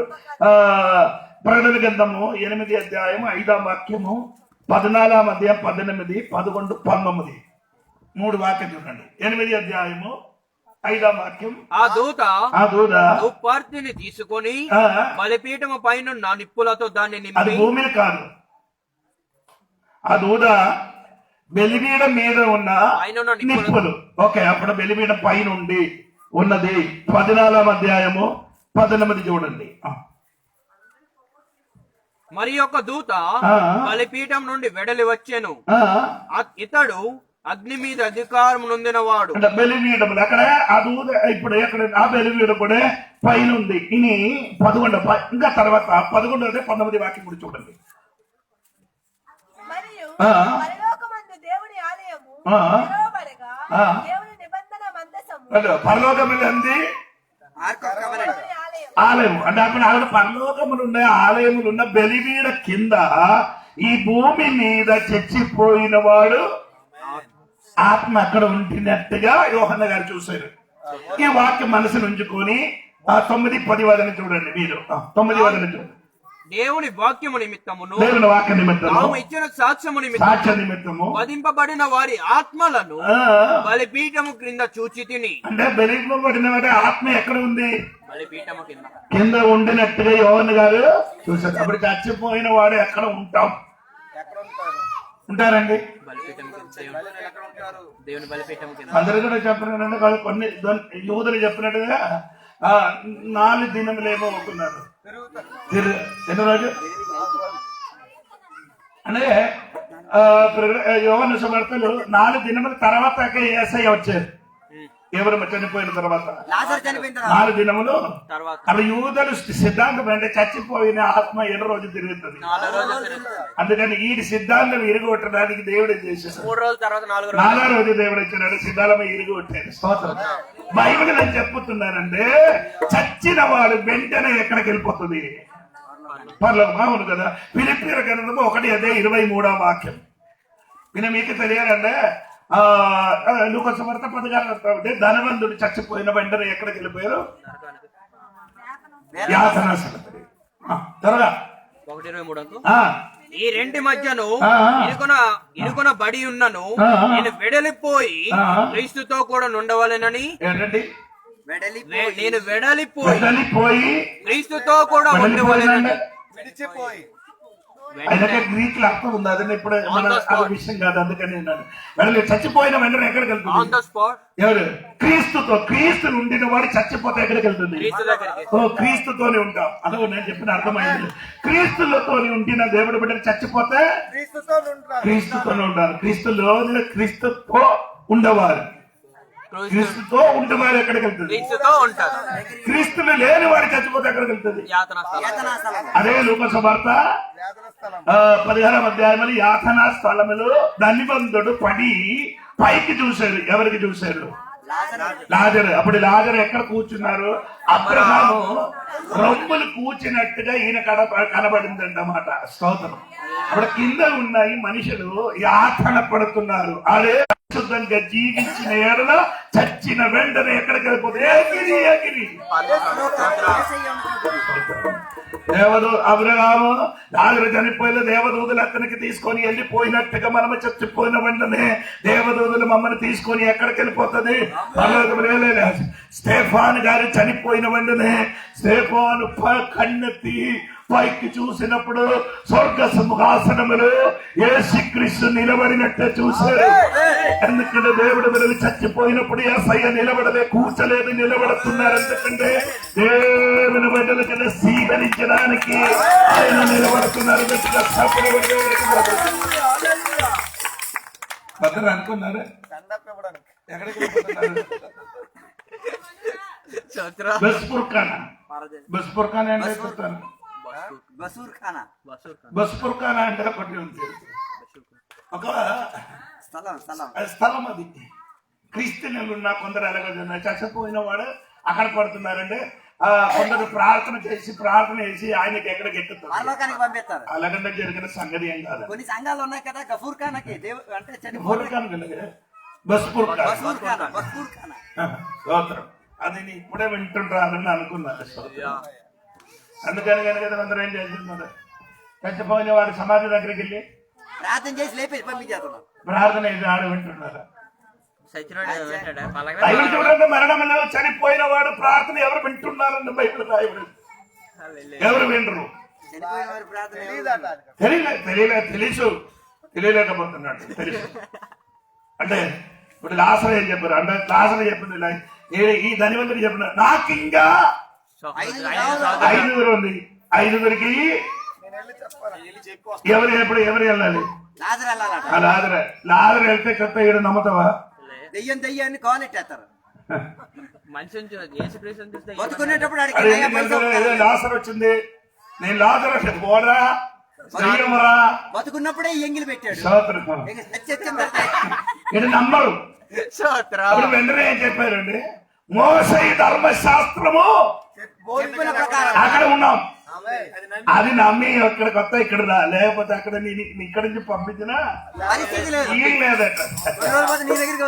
హలో, ఇక్కడ నుంచి అక్కడికి పంపించిన లేదు, అక్కడి నుంచి ఇక్కడికి పంపించిన పని ఉన్నది కానీ ఇక్కడ నుండి సహోదరా నీ చచ్చిపోతే ఎక్కడికి వెళ్ళిపోతున్నా ఒకసారి ఆలోచించండి.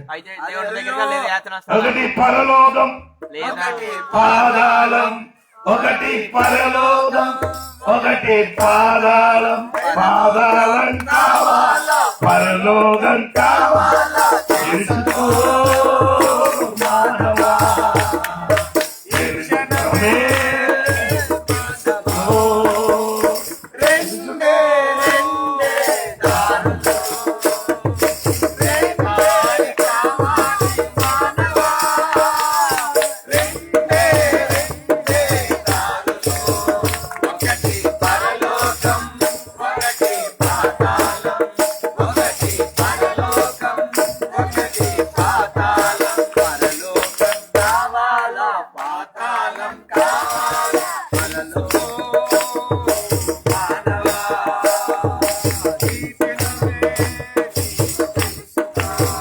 రాత్రి ఒకసారి నీకు తెలుసుకుంటే నా ప్రసంగము అర్థమైందండి దేవునికి.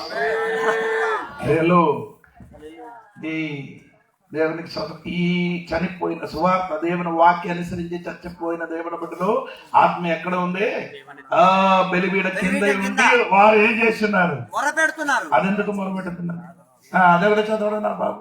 కింద చూచి తిని వారు నాదా సత్య స్వరూపి పరిశుద్ధుడా ఎందాక తీర్పు తీర్చకయు.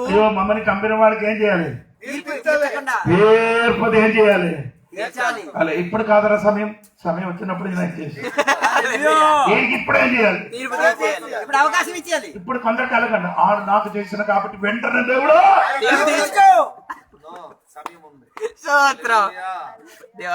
మన ఎవరైనా కోపడి మనకు ఎదురుగా ప్రవర్తించారు దేవో వెంటనే ఇప్పుడు న్యాయం కావాలి. ఇప్పుడు న్యాయం దొరుకుతుంది. ఇప్పుడు సమయం ఉంది దేవునికి ఒక సమయం టైం వచ్చినప్పుడు ఏమవుతున్నారు?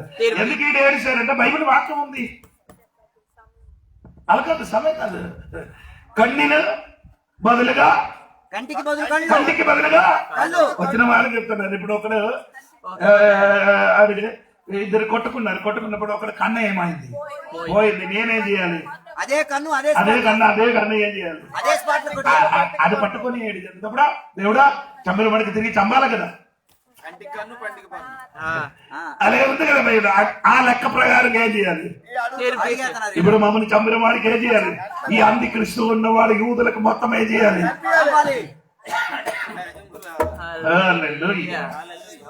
అందరు ఎలా అనుకున్నారు? ఇప్పుడు చేయాలి. ఇప్పుడు సమయం వచ్చింది. మణిపూర్ పట్టుకున్నారా? దేవుడా నీ చిత్తం ఎప్పుడప్పుడే జరిగిందని చెప్పండి. వారిని క్షమించండి చెప్పండి. బైబిల్ ఉంది కదా, రోమపత్రిక 12వ అధ్యాయం 20వ వాక్యం. ఒక వాక్యం ఉంది కదా, నీ శత్రువులను ప్రేమించుడి. నీ శత్రువులు ఆకలితో ఉంటే వారికి కాబట్టి నీ శత్రువులు ఆకలి కొని ఉంటే అతనికి భోజనము పెట్టుము. దప్పిక కొని ఉంటే దాహమిమ్ము. అలాగో చేయటం వలన అతని తల మీద నిప్పులు కుప్పగా పోదీదురు. అదేంటే మీరు అనుకున్నారు, మీరు ఊహించే కదండి. పాత కాలంలో అందరి ఇంటిలో ఏముండరు, అగ్గి ఉండదు. ఆ గ్రామానికి ఒక పెద్దలు ఉన్నాం. గ్రామానికి ఆ పెద్దలు ఉన్నారు. ఆడి చేతులు మాత్రం ఏముంది? ఆ నిప్పు ఉంది. అక్కడికి వెళ్ళి మట్టి పాత్రములు అగ్గి తీసుకొని తన మీద మోసుకొని వచ్చినా అది చూసుకొని చెప్పుతున్నారు. అదే నేను కూడా ఇక్కడికి వెళ్ళారు. అక్కడ వారణాసి వెళ్ళినప్పుడు ఈ చచ్చిపోయిన వాడికి అందరికి సైడ్ ఏమవుతున్నారు? సమాధి కదా కాలిస్తున్నారు. సైడ్ నేనక్కడ చూసాను. 2 సైడ్ ఇలాగ జరుగుతున్నారు. ఒక సైడ్ ఇలాగ జరుగుతున్నారు. చాలా మంది చూస్తున్నారు. అప్పుడు ఈ నిప్పు అగ్గి ఎక్కడి నుంచి తీసుకొని వచ్చినారంటే ఇది దాని కొరకు ఒక రాజా ఉంది అక్కడ. ఆయన దగ్గర చేరి డబ్బు ఇచ్చి ఏం చేయాలి? అగ్గి ఏం చేయాలి? తీసుకొని రావాలి. నీకు నచ్చినట్టుగా అక్కడ ముట్టించడానికి ఏం లేదు, అధికారం లేదు. అది అధికారం చెందినవాడు ఆడి చేతులు మాత్రమే ఉంది. అగ్గి 24 గంటలు ఏం చేసుకున్నారు? వెలుగుతూనే ఉన్నాం. స్తోత్రం. ఆ దగ్గర నుంచి ఏం చేయాలి? తీసుకొని రావాలి. స్తోత్రం. అంటే ఇక్కడ నీ శత్రువులకి ఏం చేయాలి? ఆకలి ఉంటే ఏం చేయాలి? భోజనం పెట్టరు. చూస్తే మోహంతి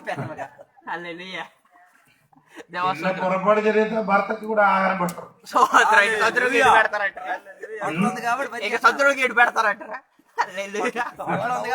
ఉంటే ఆ రోజు స్ట్రైక్, ఉపవాసం ఆహారం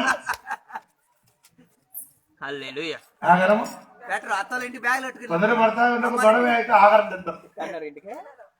ఆహారం నాకు వద్దట. ఇది అన్నం ఏదో అడిగి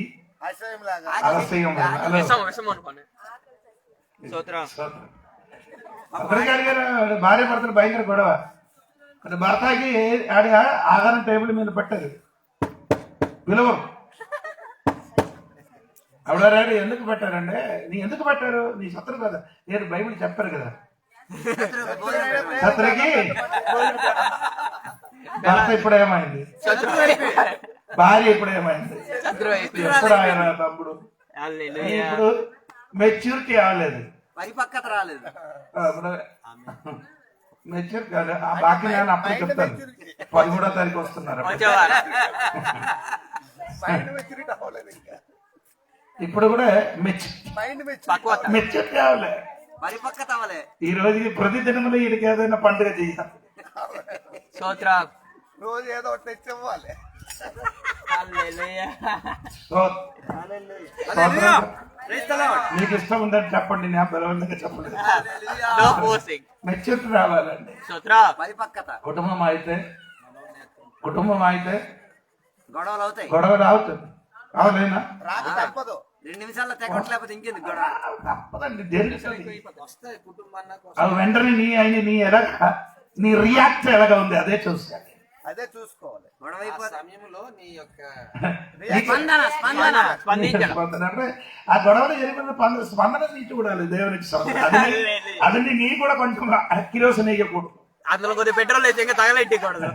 అందరూ ఏం చేస్తున్నారు? నెయ్యి నీ అందగా అయిందా ఇంకా చూపిస్తారు. సైలెంట్ గా ఉండండి. ఆడు వైలెంట్. నీ సైలెంట్ ఆడు వైలెంట్ గా ఉండి తగ్గిపోతుంది. ఆడు కూడా సైలెంట్ అయిపోతుంది. నీ కూడా ఏం చేయాలి? అదేంటే మనకేం లేదు, ఈగో. వాక్యము లేకుండా మనకేముంది? గర్వం.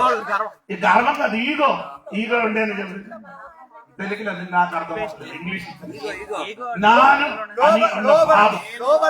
నేను అని నేను ఆ మాటకి జవాబు చెప్పలేకపోతే నేను అన్నవాడు ఓడిపోయినట్టుగా. అంటే నేను కింద పడిపోయి నీ చెప్పితే ఓడిపోయి, అహంకారం. నీ చెప్పితే నీ చెప్పకుండా నువ్వు గెలిచిన వాడే. ఒక అహంకారం. మోడీ గారికి అన్ని అడిగితే ఆడి జవాబు చెప్పడం మౌనంగా ఉంటాం. మౌనమే. అంటే వాళ్ళే గెలిచినట్టు. అన్నిటికీ ఏం లేదు, సమాధానం లేదు. సైలెంట్ గా ఉండండి, మౌనంగా ఉండండి. మౌనమే ప్రధానం. కుటుంబంలో మారాలి. దేవునికి స్తోత్రం. హల్లెలూయా. అందుకే ఈ సంఘ బిడ్డల జీవితం గురించి మారాలి. దేవునికి స్తోత్రం. స్తోత్రం. అది మారాలి, స్వభావం మారాలి. స్వభావం మారంటే ప్రార్థనలు అయిపోతుంది. స్వభావం రావాలంటే ప్రార్థన అయిపోతే స్వభావం మారదు. లేకపోతే స్తోత్రం కలిగిన భర్తని ఎక్కువ గొడవలు ఆడిన తర్వాత నీ ఏం చేయను, కొంచెం నీళ్ళు తీసుకొని ఏం చేయాలి, నోట్లో తీసుకోవాలి. పట్లు పట్టుకుని కూర్చొని మౌనం కూర్చొని మౌనవర్ధం చేయాలి. మాట మరి రాదు. స్తోత్రం. అయితే రోడ్డుకి వెళ్ళిపోతే లేదా బయటకు వచ్చేది కాబట్టి నోట్లో వేసుకుని వచ్చేది. అసలు భర్త కంటే భార్య భర్త అవుతుంది. భార్య భర్త అయిపోతుంది. స్తోత్రం. అది స్తోత్రం. ఎక్కడి నుంచి వచ్చింది? హల్లెలూయా. భార్య భర్తగా భర్త భార్య. భార్య భర్త భార్య లంగి కట్టుకుంటుందా? అర్థమైందంట. స్తోత్రం. స్తోత్రం. మనకు అలాగంటే స్వభావం ఉండకూడదు. నా మాట ముగిసే సమయం అయిన కనుక స్తోత్రం. 2 నిమిషాలు చెప్పి నా మాట ముగిస్తారు. అలాగే శత్రువునికి ప్రేమించమని అంటే ఈ మాట అన్ని తెలిసింది కాబట్టి ఆడ చెప్తున్నా, దేవా ఇప్పుడేం చేయాలి? ఇప్పుడే తీర్పు తీర్చాలి. దేవుడి చెప్పరు కాదు. స్తోత్రం. సమయం ఉంది. దేవునికి స్తోత్రం.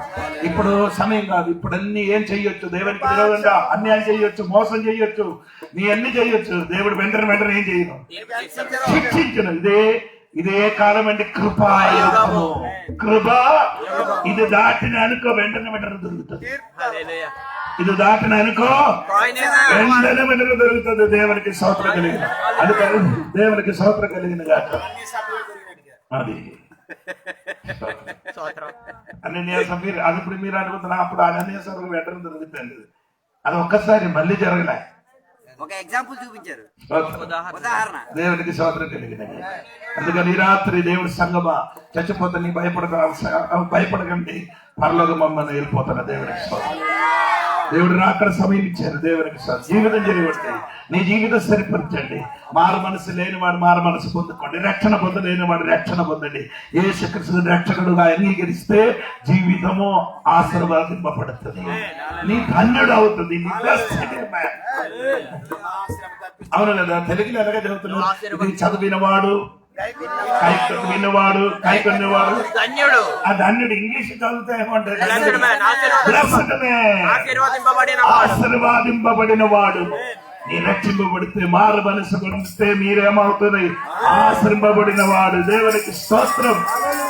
ఆ స్థితిలోకి రండి, రక్షణకే పొందండి, మారు మనసు పొందండి, పరిశుద్ధంగా జీవించండి. ఈ వాక్యం ద్వారా దేవుడు దీవించడు కాక. అందరం తలలు ఉంచుకుందాం. ఈ రాత్రి వేళ విన్న వాక్యాన్ని మరలా ఒకసారి ధ్యానించుకున్నాం, దేవునికి చెబుతాం. 4వ ముద్ర విప్పగా లోకములో మరణం వచ్చి తీరింది, కరువు వచ్చి తీరింది, విపరీత వ్యాధులు వచ్చి తీరినాయి, అనేక క్రూర మృగాలు వచ్చి నాశనం చేసిన ప్రణాళిక జరిగి తీరింది. అయ్యో, వాటి నుంచి తప్పుకు తీరడానికి రాత్రి వేళ దేవుని దగ్గరికి చెప్పు, దేవా నాకు అలాంటి స్థితిగతి వద్దు, నేను నీతో కలిసి జీవించే ఒక భాగ్యవతలోకి, భాగ్య పరిస్థితిలోకి రాత్రి వేళ ఒప్పుకు తీరుతాను. 5వ ముద్ర విప్పగా దేవునితో నమ్ముకున్న దేవుని యొక్క భక్తులు వినిపించుచున్న కేక శబ్దము, వారి గురించి అక్కడ చెప్పబడిన మాట, వారి జీవితంలో దేవుని కొరకు నిలబడినందుకు వారు చావుకు గురై తీరారు, మరణానికి గురై తీరారు, వారిని చంపివేసి తీరారు. వాటి వెనకాతల దేవుని యొక్క కార్యము ఉంది అని బైబిల్ సెలవిచ్చుచున్నది. అందుకే రాత్రి వేళ దేవుని యొక్క సన్నిధిలో చెప్తాను, దేవా నీకు తెలియక, నీకు ఎరగక నా జీవితంలో ఏమీ జరగదు. అన్నీ నీవు తెలిసినది కాబట్టి నా జీవితంలో జరిగేది. నేను అనుభవించిన శ్రమలు, నేను అనుభవించిన కష్టాలు, నేను వెళ్తున్న ఈ రోగ పరిస్థితులు, నేను వెళ్తున్న ఈ వేదన కలిగిన స్థితిగతులు, నేను వెళ్తున్న ఈ శ్రమ కలిగిన పరిస్థితులు, నేను వెళ్తున్న ఈ అప్పు కలిగిన స్థితిగతులు, నీవన్నీ దేవునికి ఎరిగే జరిగినది, దేవునికి ఎరగకుండా కాదు. అందుకే రాత్రి వేళ చెప్పండి, దేవా నేను నీ వాక్యానికి ఆధారపడి జీవించిన వాడిని, మంచి సాక్ష్యం కలిగి జీవించిన వాడిని, నా జీవితంలో నీ వాక్యమే ఆధారము, నా జీవితంలో నీ ఆ వాక్యాన్ని ఆధారపడి ఉన్నందుకు నా జీవితంలో ఉన్నది నీవిచ్చిన మంచి సాక్ష్యము దేవా. ఆ సాక్ష్యముతో నీకు ఈరోజు ఎంత దాడి జరిగినా, ఎన్ని వేదనలు నీ మీద జరిగినా, ఎన్ని అవమానాలు నీ మీదకి వచ్చినా, ఎన్ని తారుమారు పరిస్థితి నీ మీదకి వచ్చినా, దేవునికి ఎరగకుండా ఏమీ నీ జీవితంలో జరగదు. ఈ రాత్రి వేళ ఎందరూ చెప్పగలిగి తీరుతారు, నా ఆయుష్ దేవుని చేతిలో ఉంది, నా జీవితం దేవుని యొక్క చేతిలో ఉంది, నా పద్ధతులన్నీ కూడా దేవునికి ఎరిగే నా జీవితంలో జరిగినది. అందుకే బైబిల్ సెలవిచ్చిన మాట, నువ్వు పెండముగా ఉన్నప్పుడే ఆయన నిన్ను ఎరిగిన దేవుడు. నీవు ఇంకా తలంపుగా దేవుని యొక్క తలలో ఉన్నప్పుడే దేవుడు నీ కొరకు ఈ భూమిని సృష్టించిన దేవుడు. ఆ దేవుడు నీ గురించి ఆలోచించిన దేవుడు. అందుకే రాత్రి వేళ దేవునికి ఆ దేవుని యొక్క వాక్యాన్ని హత్తి పట్టేసుకో, మంచి సాక్ష్యం కలిగిన జీవితాన్ని జీవించేసుకో. హలో, దేవుని యొక్క వాక్య వ్యతిరేకతలో ఉన్నవన్నీ విడిచిపెట్టే, పాపములో నుంచి పారిపో. పాపం మనకొద్దు, దాని వలన మన జీవితానికి శుభం రాదు, పాపం వలన మన పిల్లల మీద శుభం రాదు. ఈ రాత్రి వేళ ఒక నిర్ణయం తీసుకుంటా, పాపపు జీవితం నాకొద్దు దేవా, నేను జీవిస్తే నీ వాక్యాధారంగా జీవిస్తాను, మంచి సాక్ష్యం కలిగి జీవించి తీరుతాను. వాక్యం సెలవిచ్చినది, అమ్మా నాన్నలు చేసిన పాప నిమిత్తం పిల్లల మీద తీవ్ర వేదన పడి వచ్చి తీరింది. అలా జరగకుండా ఉండడానికి, మన పిల్లలకు మంచి భవిష్యత్తునిచ్చి తీరడానికి అమ్మా నాన్నగా ఈ రాత్రి వేళ చెప్తాను, దేవా పాపం చేయకుండా ఉండడానికి నాకు దయచేపు దేవా.